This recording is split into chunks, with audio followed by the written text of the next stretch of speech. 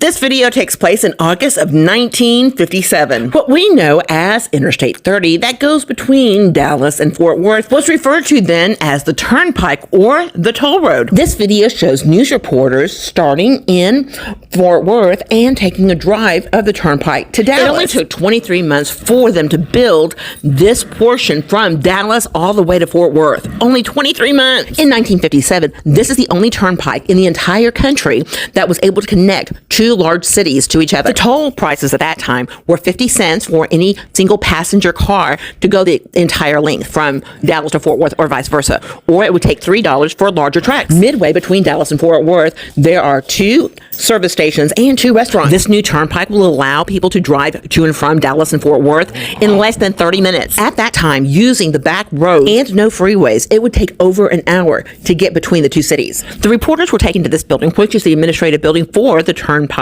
This was located in Arlington near the General Motors facility. Mr. Dingwall, what's going to happen to a motorist when he comes to a toll gate? When the motorist comes on the turnpike, he will pass through a toll gate, at which time he will be handed a card like this at the point of entrance.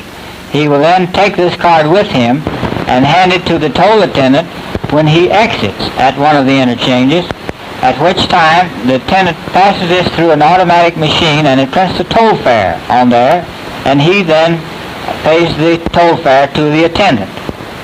Who's going to be in charge of law enforcement on the Turnpike? The Department of Public Safety will have a detail of highway patrolmen here, and they will patrol the Turnpike. For how long a period? 24 hours a day? 24 hours a day, yes, sir. What's the speed limit going to be? We will post the Turnpike at 60 miles an hour. Coming from Fort Worth to Dallas, where can you get on and where can you get off? Well, you will enter at Fort Worth, of course, and then you can get off at the first interchange, which would be Highway 157 at Arlington. Your second interchange then would be at State Highway 360, which is locally known as Watson School Road, which is a point just north of the General Motors plant.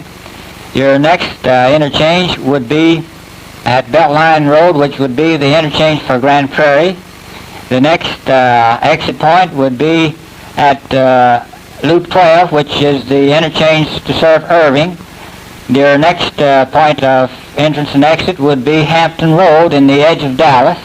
And your last, of course, would be either the Industrial Boulevard in Dallas or right straight on down the Turnpike to the foot of Commerce Street at the Triple Underpass in Dallas.